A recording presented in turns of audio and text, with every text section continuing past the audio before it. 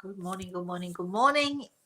Good morning, everybody. It is today, Saturday, story time. It is the 30th, I think, of October. What is it tomorrow? We know that it's Halloween tomorrow.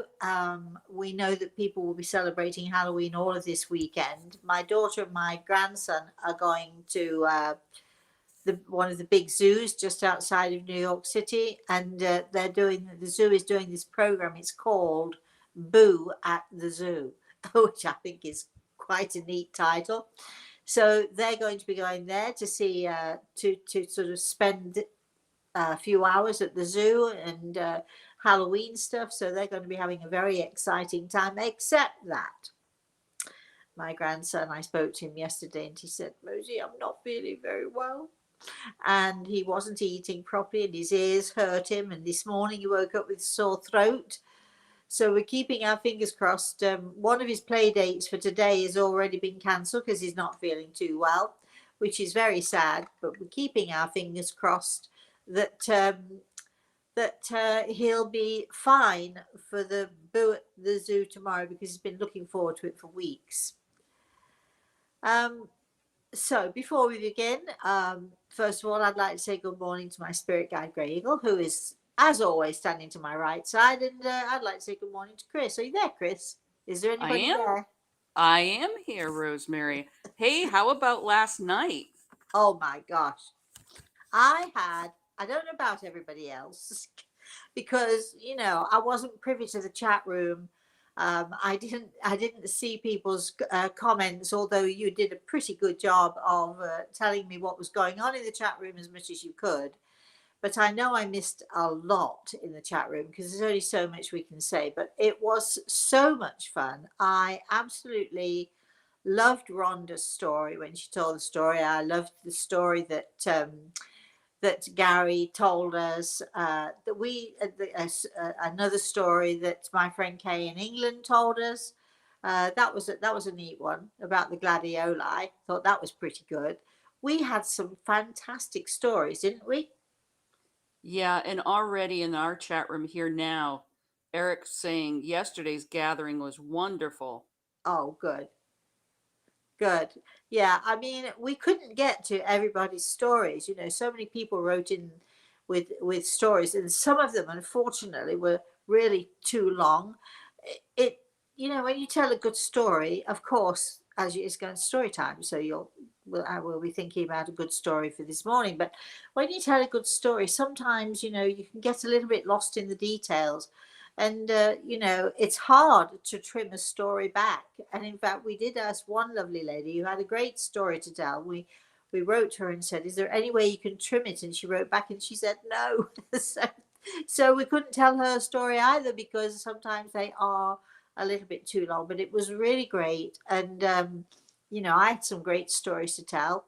I had my two friends from England also on the show, and people seemed to love them, didn't they, Chris? Well, I think I shouldn't say I think, I know one of the suggestions was that UKK should do a show together. Yes. And we're going to Well, try to work that out, aren't we? we are. My two friends are Kay and Kay. One I call Hong Kong Kay because I used to go and visit her in Hong Kong, and the other one is my friend Kay, who is my student. They know each other very well. In fact, they may even be on the show this morning, because I know that they're together. They're spending the weekend together. And so we were talking about developing a show, just us three ladies, um, because we know that people love the Brits. We know that people want to know more about me. I know that one or two people have said, "Well, can you tell us, how did you meet Kay, and how did you meet Kay?" And so we're going to sort of perhaps develop a little show, just for the three of us. Actually, it'll be more for us than it will be for anybody else, because we'll be enjoying ourselves. But we were trying to figure out what to call the show, and I think I've chosen the perfect name, because my initials are RA, and then there's K and K. So if we put a K at the front of the initial, my initial, and a K at the back of the initial, we've got crack. And I think, um, you know, of course, people in America won't, and people around the world won't necessarily know this, but there in England, you know, there is a saying, let's have a good crack, which means let's have some fun. So I think the show should be called Crack. What do you think, Chris? I'm not weighing in on that, but who is this? Maggie saying it, call it the Rose and Double K. No, too long, too long, too boring. Thanks, Maggie, for the suggestion, but no. Anybody else got any suggestions? We could call it cracking up. We could call it, because that's what we do when we get together. We do crack up. And for those of you who don't know what I mean when I'm saying we crack up, if you're cracking up, it means that you're laughing so hard that you're liable to break into little pieces. So if we're cracking up, it means that we're having a good time. So that's why I thought the show should be called Crack. Anyway, we've got time to figure out a name. Suggestions, please. That would be a lot of fun.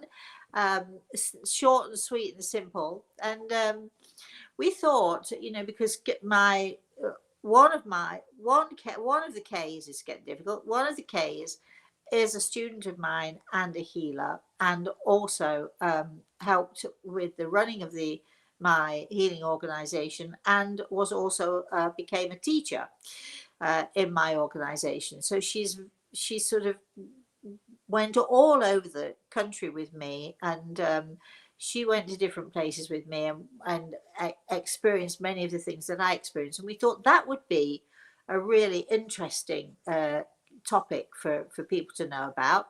And my friend Kay in Hong Kong went with me all over Hong Kong. When we went to healing centers, I stayed with her. We had countless numbers of people coming for consultations, and she opened her house to people. And you know, although she is not a healer, she is actually a nurse, and she gives healing in her own way. But she was very often with me when I was talking to people, so she has witnessed all sorts of things in Hong Kong. So we have lots of things that we can all talk about. Plus, they've been my friends, both of them, for many, many years, two of my closest friends for many, many years. And we've had our own experiences, some funny, some not so funny. We thought maybe you'd like to hear about some of those as well. So we are developing the show, and we shall, in the next 4 or 5 weeks, we'll let you know when it's coming on, because why not? Why not? So, Chris, have we got any comments or anything from anybody from last night before I begin my story time this morning? We do have comments. Sorry? I said we do have comments. Okay. Judith says last night was a blast. I loved it, Rosemary. You Thank you. literally scared my pants off. Chills. It's a good thing you tempered your stories, because boy, if you had shared some of the others, whoo. Yeah, no. I was very careful not to scare people witless. So, All right, Karen from Canada says last night was lots of fun. good. Then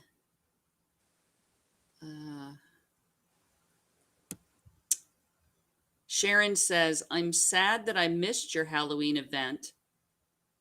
Even though I booked a ticket, had a hard week and slept right through. Oh, Looking never forward to our consultation in 17 days. mind.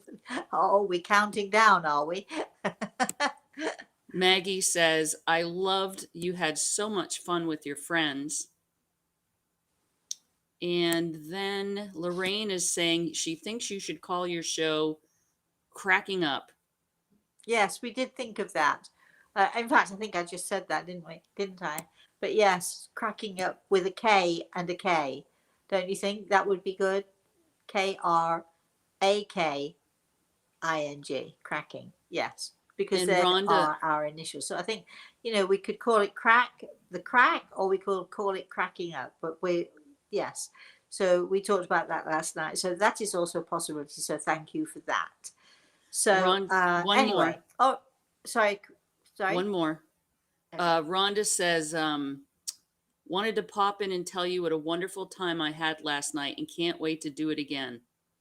Oh, you were great, Rhonda. Thank you very, very much. All right. So, are we ready, Chris? We are ready.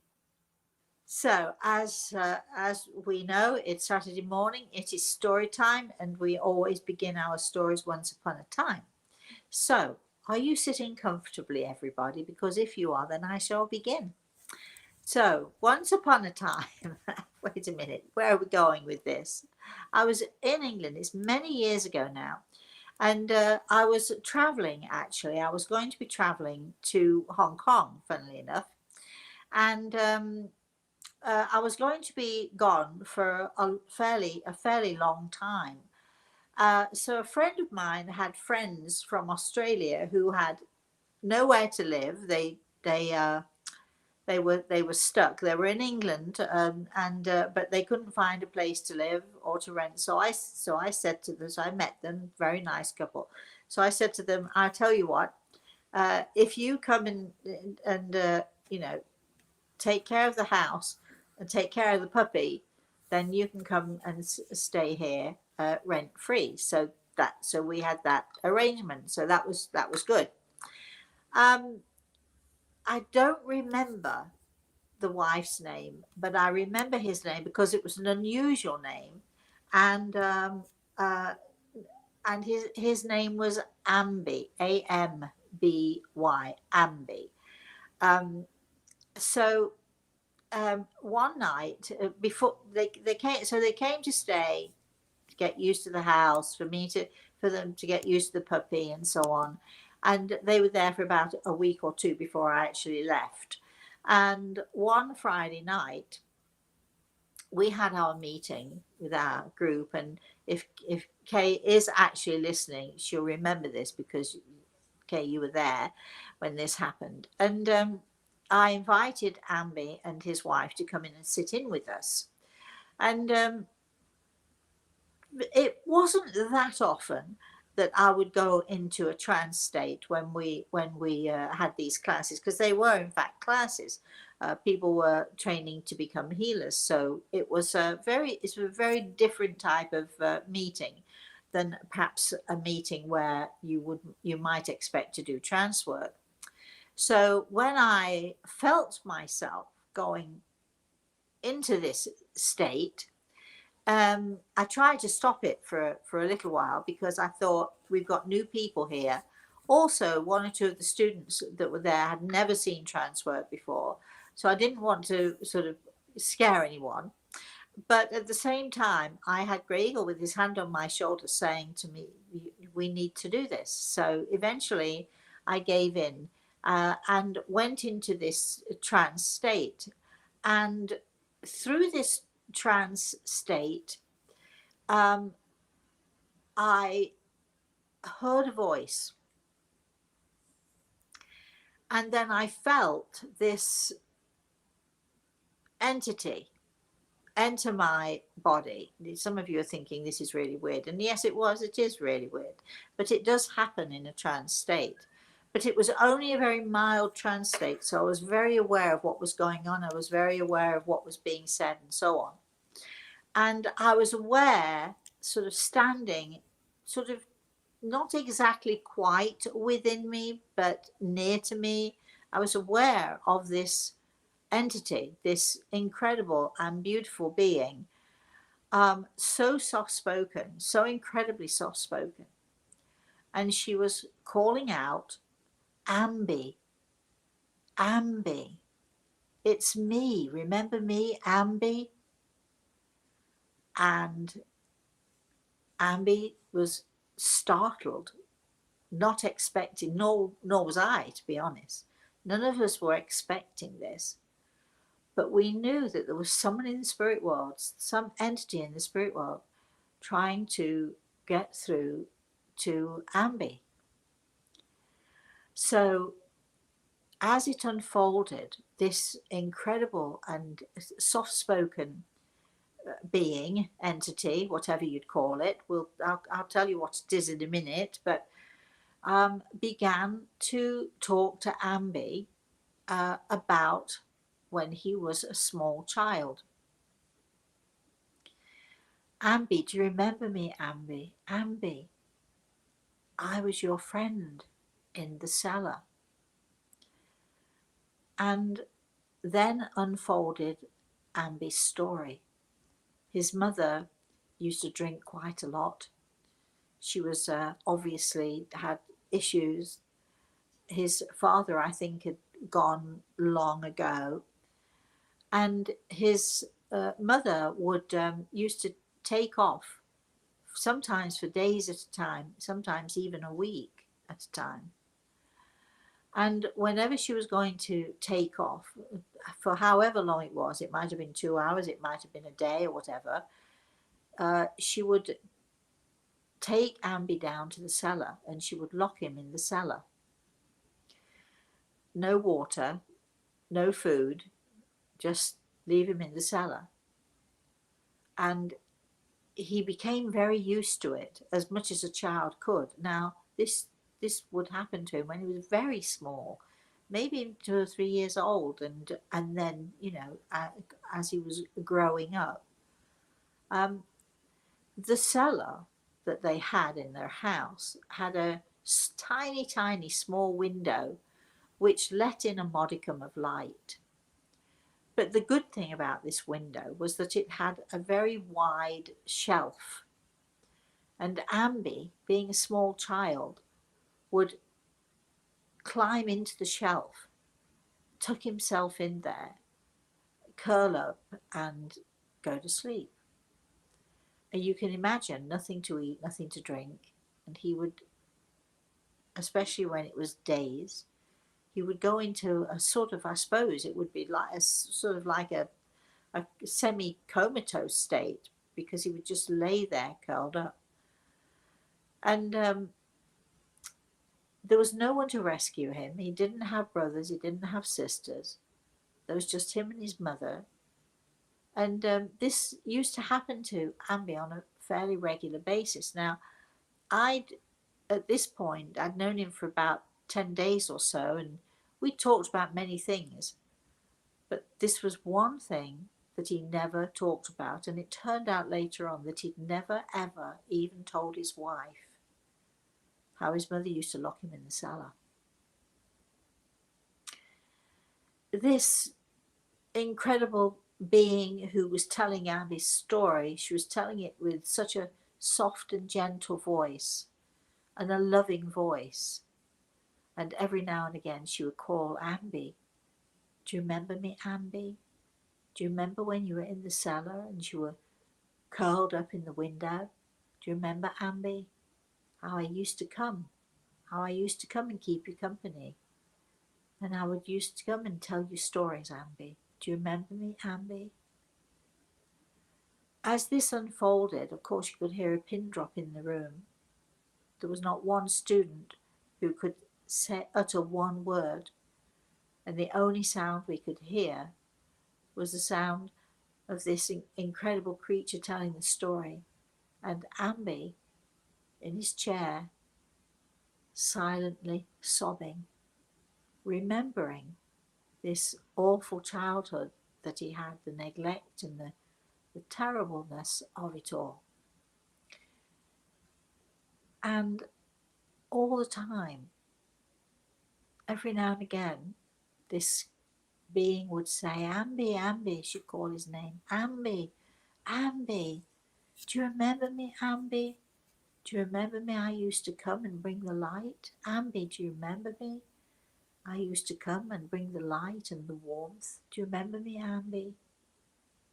And Amby sat there sobbing quietly, nodding his head, remembering every one of those moments when he was locked in the cellar, all by himself, never knowing whether his mother was ever going to come back, wondering if he would be in this cellar forever and ever, a lost and lonely child, with no one to care for him and no one to protect him, except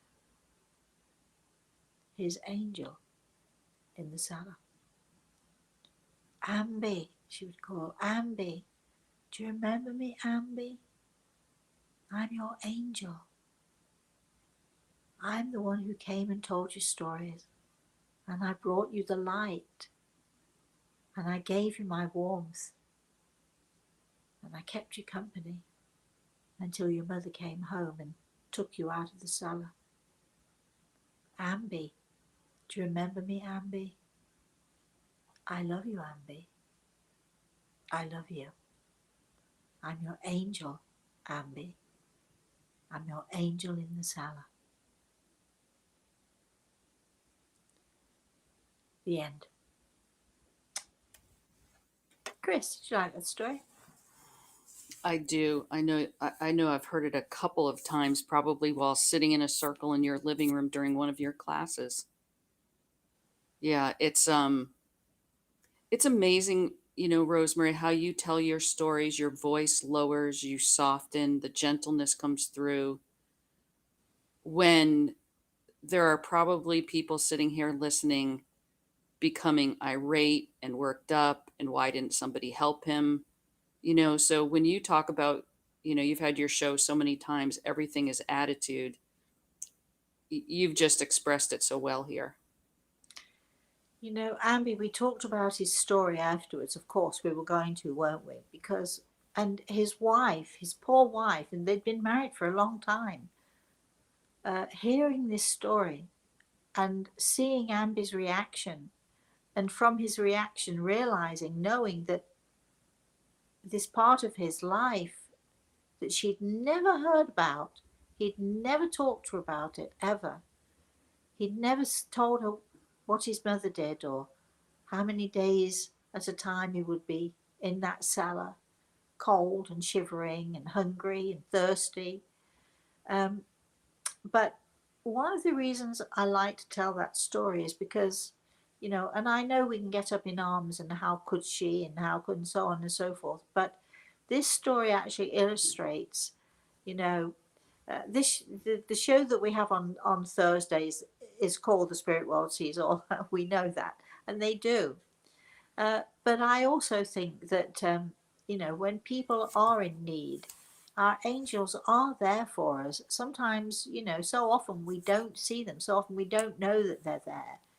But I think this story illustrates that none of us is ever alone.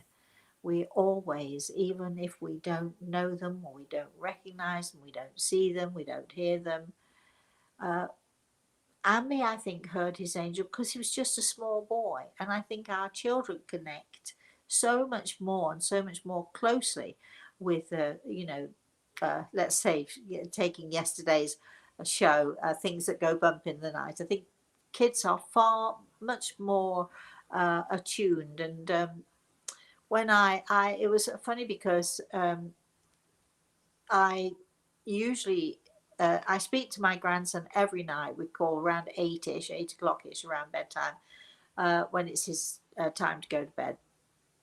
But because we had our show at 7 o'clock yesterday, I called early, and he was telling me that he was sick and I've got a sore throat, Mosey. I'm not very well, Mosey. He really puts it on for me. He's great because he knows I'm really going to ladle on the sympathy for him, quite rightly. And so I said to him, well, maybe after I've done my show, I want you to snuggle up in bed and I want you to go to sleep. And maybe when I've done my show, I'll come and sit on the bed with you and I'll give you some healing. Because he knows that I can do that. And we've talked about that before. So I said, so if you wake up, if you open your eyes, you wake up and you see me there, don't worry about it. He said, well, it might frighten me. And I said, well, it's only me, remember, it'll only be me. So I said, well, I'll tell you what, instead, why don't I ask an angel to come and sit with you on your bed? And he beamed the biggest smile and he said, yes, I'd like that. No fear of his angels, a little bit nervous about seeing me, but absolutely no fear of his angels at all. And our children know these things. They absolutely know these things, and they know, that they know when something is real. And so when I went to bed last night, I stayed up quite a long time after the show. But when I went to bed last night, one of the first things I did was to ask, could we send some angels to stand around his bed? I think they'd already done it anyway, but even so, I'd promised that I'd ask if we could have angels around his bed, and so that's what I did. And then I made a very brief, very quick journey over there as well myself, just to check on him. But I called early this morning to say, I'm just checking in on you. He was very quick to say to me, I'm still not very well, Mosey. My throat hurts me. But I think it's really good. I think we all should have that connection with our children, that we should teach them that their angels are around them, and we should teach them that that they're not on their own. Because I think if more children knew that, then as they grew into adults, we would know that much more too, wouldn't we? All Well, right, Chris, over to you.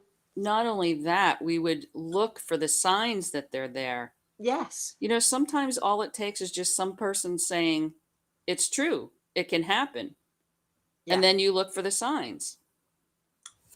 So Carolyn is saying another incredible and very sad story, and yet amazing understanding of the help and love from the spirit world. I'm going to thank you for that, but I'm going to say that although we definitely can be sad for the child, and to me, it's another example. When I've told this story before, when the little old lady with no teeth, would come to talk to us through the years in to my group in England. She would say, if I could give you a gift, I would give you the gift of tears, I would give you the gift of heartache, and I would give you the gift of pain, because it is only through these things that we learn and we grow. If we have the gift of pain, we become so much more empathetic rather than sympathetic. We become, I think, more sensitive and more aware of other people's pain. To me, this is an example. Ambi definitely suffered as a child, definitely was neglected dreadfully as a child, suffered pain and suffered heartache, but he was such a nice man. He was such a sensitive man. And what an absolute gift he received when that beautiful angel came through me, through our group, to say to him, Ambi, remember me? And for all of the rest of his life, he'll have the knowledge that it was real. The angel in the cellar wasn't an imaginary creature. It was real. She was really there with him. And how wonderful for him to know as a grown up, sort of 50 something years later, or 40 something years later, whatever it was, that he really did have an angel watching over him. So sometimes it's an example, we can see the example of the gift of pain, the gift of heartache, and the gift of tears truly are a gift, actually. Okay, Chris, let's keep moving on now. Judith says, what a heartwarming story. Mary says, always beautiful stories. And where were you Thursday? I was worried. How is Halloween connected to the day after which is All Saints' Day? And I'm so happy to see you always. Well, actually, we were there on Thursday, darling, but we had to do a later show because Chris had a meeting she had to go to. So instead of us having our show on at 11 o'clock in the morning, our time, we had it at 12:15, I think, Chris, didn't we? We were an hour Yes. and 15 minutes later. We did put it on Facebook. We did put it out there. Mary, we're so sorry if you missed us. But we should definitely be back next Thursday. And we're fine. And it wasn't due to any issue other than, Chris had a meeting she had to go to. And it was as simple as that. So we're thrilled you missed us. But if you do check in, if you check in on a fairly regular basis, or if you get the newsletter, if you sign up, the newsletter is going to be coming out in the next 2 or 3 days. We send a newsletter. I should say, I'm saying we. Chris sends a newsletter out every the first or second of every month, and if you and it does tell you what we're up to, what we're about, and so on. But sometimes things happen that are a little bit out of our control, like last Thursday, and we were only able to put it out there on the website and on Facebook. So if you just check in, just if you check in once a week to the website to check in to see what it is that we're up to, you can always find out there. And so um, sign up if you want the newsletter. Sign up. What is it? Subscribe. It doesn't cost you any money. Go to the website and subscribe, subscribe, subscribe. Right, Chris. All right. PS says, when my sons were young, I spoke to them of angels, and they even had experiences. Oh, But why? sadly, now in their 20s, they tell me they don't believe. I divorced their dad, a controlling narcissist.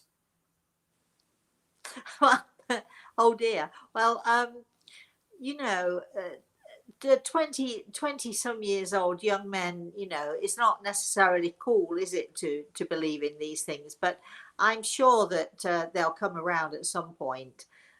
We mustn't ever try. It's very difficult because we want people to believe what we believe, but we have to be very careful not to push our own beliefs onto anyone, especially our children. And I was very, very careful not to push things onto Samantha.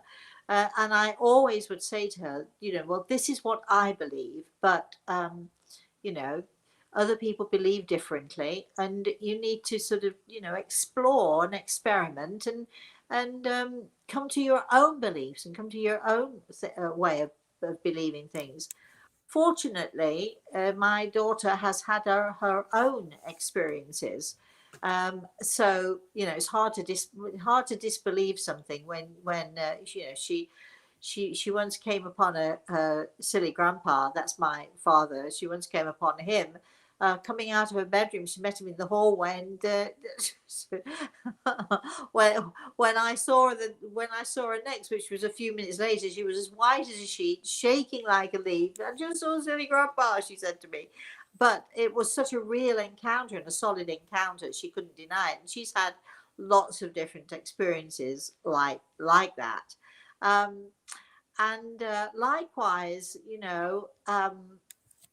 Reese's daddy does not believe in any of this, probably simply because it's me. So there you have that, without going into too much detail.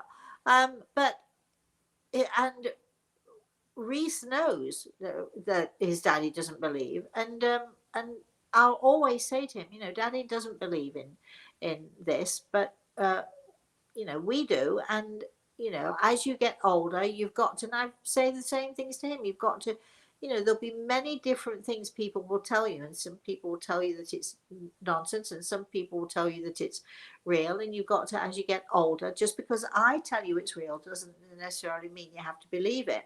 And you just make up your own mind as you get older. And you do have to, I think it's very important for you to allow your children to come to their own way of thinking and their own beliefs.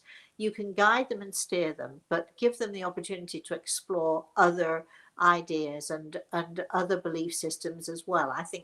I personally think that's very important. Um, Again, fortunately, uh, my grandson is he's sort of a mini me in so many ways, because he's very, very attuned. He has experience. He sees his puppy. He sees things.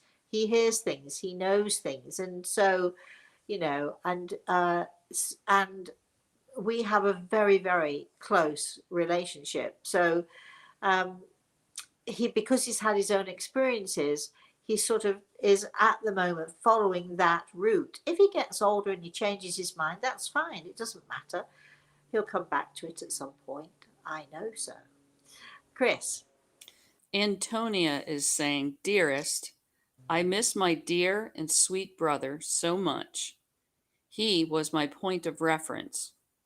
I would like to know if it is possible to get a message from him. Thank you. It may well be, but not this morning. We are going to be doing another in whether it's November or December. We haven't decided yet because Chris and I haven't got our act together yet, and that's totally my fault. But we are going to be having another session, messages from the spirit world. And, what happens is, let me explain what happens.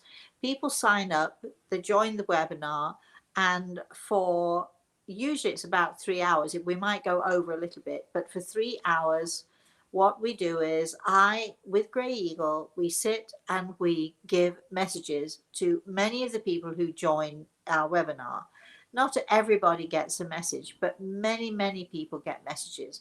And those messages are quite detailed and quite thorough. And we have an amazing time, right, Chris? It's so inspirational, whether you get a message or not.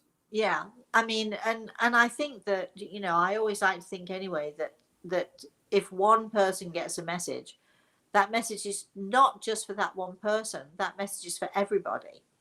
So, so if you would like to get a message from a loved one in the spirit world, as far as I am concerned, you have two options. Sometimes we do this on the shows, and sometimes Gregor will put his hand on my shoulder and say, "Oh, yes, we can give a message here or there." I'm not sure why sometimes we do and sometimes we don't. That's entirely out of my hands. But so aside from coming on the shows and asking, and if it's possible, because we do it from time to time to get a message, um, two ways to ensure, I think, are first of all to join in on our webinars, which are roughly every month to 6 weeks. One of the webinars that we do, which is speaking to the spirit world, and that is the focus. That is the whole focus of the webinar. I connect with people in the spirit world who connect with people who sign up for the webinar. Hope that makes sense. And we spend a good 3 hours giving messages from the spirit world, talking with the spirit world, and it's phenomenal. It's amazing. The other way, of course, is to book a consultation with me. So those, two ways are almost certain to give you messages from the spirit world. Okay, Chris. Carolyn says there is a very unique energy listening to your stories. Just a knowing and a feel of gathering close to listen. Well, thank you for that. I feel that because when I'm telling my stories, and last night was phenomenal because gosh, there were about, how many stories did we tell? Something like 11 or 12 stories, I think, altogether.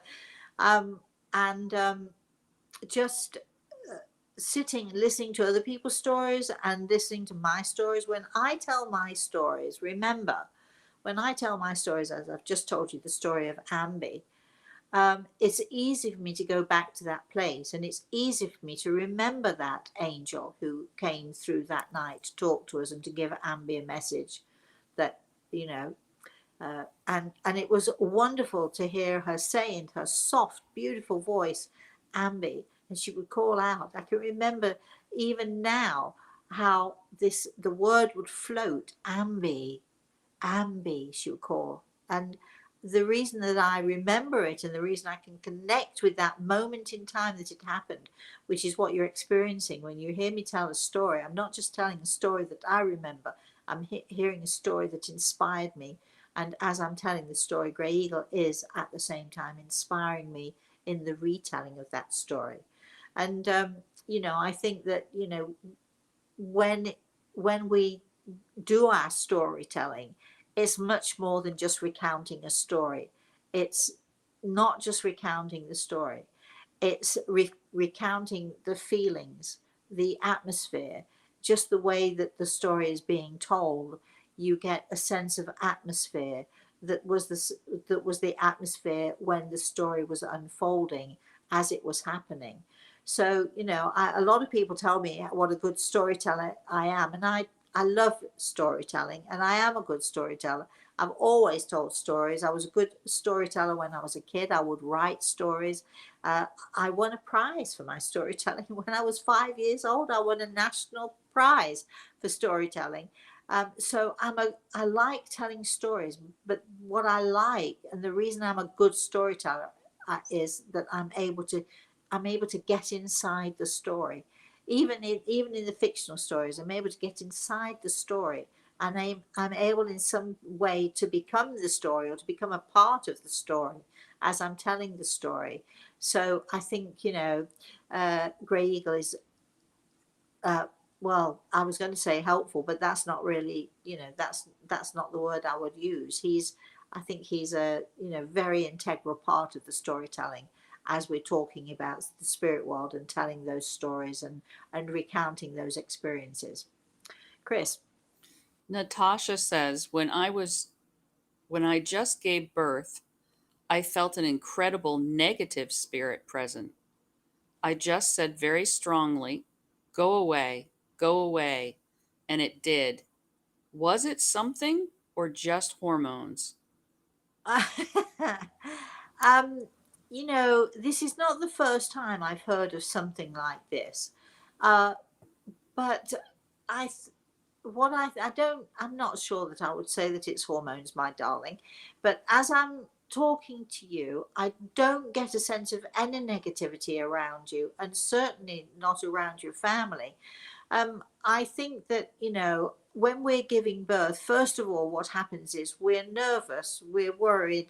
If everything, even if we're joyful, we're also worried, is everything okay? Do they have their, 10 fingers and 10 toes? So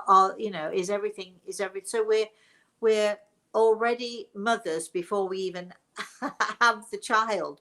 We're already in that paternal mode and that protective mode. And I think it's very easy to allow our fears and our worries to sort of, maybe influences in that way. So, I think, giving birth is, well, it would, some people find it easy. For me, it was a traumatic event, but a fabulous event. But still, there is so much concern and so much worry. And I think as mothers or mothers to be, we can't help but worry.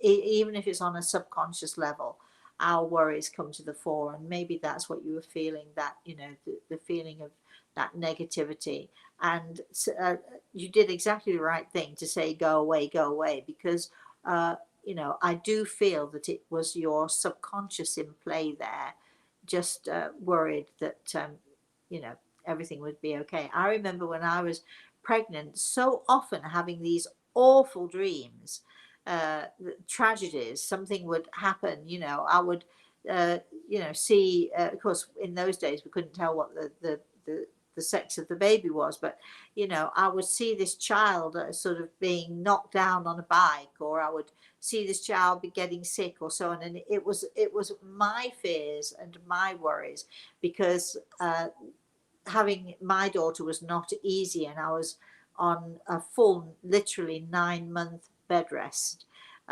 with Samantha. I was not allowed to get up or to move or to do anything, and I had to have these awful weekly injections. The nurse would come with a big giant needle and bang it into my buttocks every single week. So I think that on a subconscious level, although we're excited, we do worry. So I think that's probably what was going on there. Maggie's agreeing that for people who attend your messages from the spirit world events, even if you do not get a message, we can still learn from others' experiences. And I think, people love to hear stories of other people's experiences, as was evidenced last night.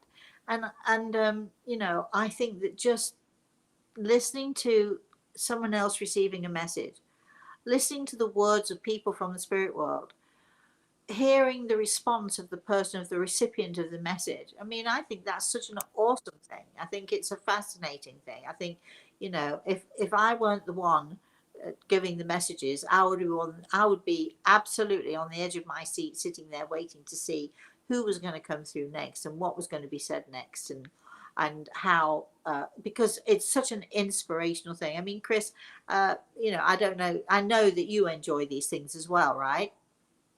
There's no doubt about it. And I want to read something from Eric first before I say anything else. Eric says the story of the drunk lady was so inspiring to me, put me right back on track toward a higher and better outlook and attitude in life. And I think what Eric's saying there is what we're all saying, those of us who have attended. You know, we could come in a bum mood, and there's no way you're going to leave that event in a bum mood. No, totally not. No, I mean, uh, all of these events, I feel they are so uplifting. They're so magical and they're so uplifting. You can't help but be moved by them. Kay's wanting me to tell you that they're there listening and really enjoying your show. Oh, thank you. Good. Yay. Are you drinking? Of course, it is late afternoon where they are, about to have dinner maybe, or getting ready for dinner, or maybe getting ready for a little drink before dinner. I'm putting ideas into your heads now, aren't I, girls? Keep going, Chris. PS is asking, what are ways to help my 20-year-old son who suffers anxiety? I transmit to him all I have learned from my own struggles with his father and mother, her mother, tried therapy, meds, and prayer. So, looking for advice. Um, oh, it's so hard because, you know, people have to want to get help. People have to want help. You can try and try and try to give it to them. Sometimes, though, we can do more harm than good if we give them the help that we think they need rather than the help that they do actually need. Because, you know, well, as mothers, we do that, don't we? I think I know best about my daughter. I'm sure you think you know best about your son. I'm going to say that in your case, I do feel that perhaps an independent, and you may probably have had an independent person trying to help this kid, but I think that he needs, you know, I can all I can think of is the bottom brick exercise when I think this. I don't know about you, Chris, but it comes straight to mind. Because before someone can get over anxiety and deal with anxiety, they have to know where it comes from. You've got to know the root problem. So going for help or going to talk to a therapist who really knows their stuff and is able to help them to figure out where their anxiety stems from, what actually caused it in the first place. And it's not about pointing fingers. I stress this all the time. It's not about people saying, well, you know, this happened to me because my dad did this, or because my mum did that, or because a teacher was awful to me, or whatever. It's not about pointing fingers. It is about literally trying to find the source, what happened, when was the when was the first time that you remember feeling less than, feeling, you know, lacking something. And very often that can happen through childhood, and often it happens without our parents meaning to make us feel less than. But when was the first time you felt less than? And then, you know, go back to that time, go back to how you felt then. And then, you know, if you have a good therapist, or if you were doing the bottom brick exercise, for instance, you would, you know, it's very helpful then for the person that the independent person that you're dealing with who's helping you with this issue can help you to go through it in your mind, and see why it is that you are the way you are. And also, once you figure out why it is, then you can figure out how to be different and how to approach it in a different way, in a more positive way. I know that when we do the bottom brick exercises, they are great and they work really, really well. So I think something like that for your son, or a really, really good therapist uh, who knows what they're doing. And it's not always easy to find those people, is it? But I think, if you ask around, and you probably say you've tried it, but he does have to want to do it. When we have volunteers for the bottom brick exercise, and somebody volunteers because they want to do it. They really want to do it. You can't force someone into therapy. They've got to want to do it. And if they don't want to do it, there's nothing you can do, except, I'm sure, you pray. We shall pray with you. We shall put his name. If you just send us his name, we'll put his name on our healing list. We don't only need the first name. You don't need any other details. We'll put him on our healing list, and we'll hope that helps him to, come to terms with the fact that at some point, yeah, he could benefit from help, and it would help him. And in time, with our prayers, he may well come to the point where he realizes he can't do it on his own. I can understand why people are reluctant in these situations, because it's an invasive process, or it seems to be an invasive process. But it's a process that needs to be done in order to help. Chris. Betta says, "Good Saturday, everyone. You are very elegant today. Oh, Today is my grandmother's birthday. oh, great. I send a special prayer to her in the spirit world, Oh, Betty, that's lovely. and I wish I would dream of her soon because I miss her so much." Well, I'm sure when she's ready, and when you're ready, better, she'll be around you, I'm sure. Chris. Vicky says, "I was present when my daughter gave birth in a hospital. The clock on the wall spun round and round. We were aghast. The midwife smiled and told her, 'You have a very special boy there.' It was very strange." Yes, but it happens so often, Reminds me of when Samantha had Reese, and oh gosh, she had all sorts of problems at the end of the pregnancy, and she was so mad. Uh, I think she was mad because I was so right, and she'd been asking me, from day one, when she knew she was pregnant, what day, what time, when is it going to, what is it, what is it a boy or a girl, whatever. She was asking all these questions. She drove me crazy. And I'd already told her he'd be born on the 12th, and which he was. And then then I was that she had um, pre-eclampsia, so she was not a happy camper. And then I told her exactly, she said, I told her the day, and she was so mad that I was right and she wasn't ready. You know how that is? And she was so frustrated because she'd been, really, she was really sick. And I remember standing, sort of actually laying in the bed, sort of hands on hips in the bed, looking at me and saying, "Fine, fine, you're right. This is when the doctors came in and said, okay, we need to take her down to emergency right now. We need to get her into surgery. Fine, fine, you're right, you're right." And she said, okay, then what time will he be born? Um, and I told her the exact time, to the seconds actually. She said, fine, AM or PM. So the spirit world, and I told her, and it was exactly right. And there was a clock on the wall facing her, and as she heard Reese cry, his first cry, she looked at the clock, and there it was, the exact time.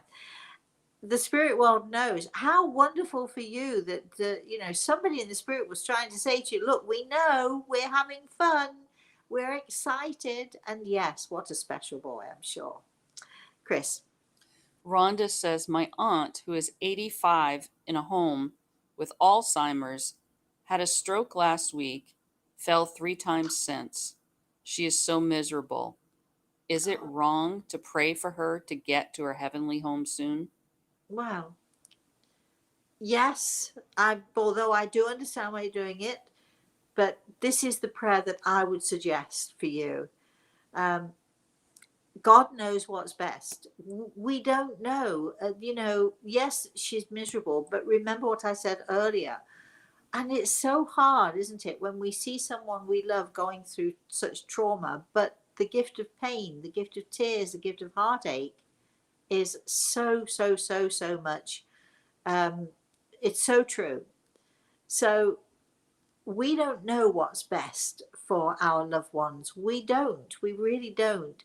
And this is when you have to sort of literally hand over to God and say, okay, I'm leaving it to you. I know, and this is where your faith comes in, my darling. I know that you know what's best. So by all means, say your prayers. But I always end my prayers, my healing prayers especially, or if I'm worried about someone, dear God, I will to thy will. So I'm not saying, could you please just take her? Because we want that, because we know that they'll find peace and so on. But maybe they don't need to find peace. That maybe that's not quite what's right for them yet. We know that eventually she will find that peace. But in the meantime, dear God, I will to thy will. Have faith, lay it in his hands, my darling, and just be content that he really does know. He, she, or it, God. God is only dog spelt backwards. You do know that, don't you? Uh, God force, God energy, God power, universal God energy, whether you see God as a man, a being, or whether you see God as a force for energy and energy, a force that is for good and powerful and filled with light, which is how I see God. No matter how you see him, that all powerful, incredible, beautiful God energy does actually know much more about what to do than we do. So hand over. I'm so sorry that you're going through this, but I know that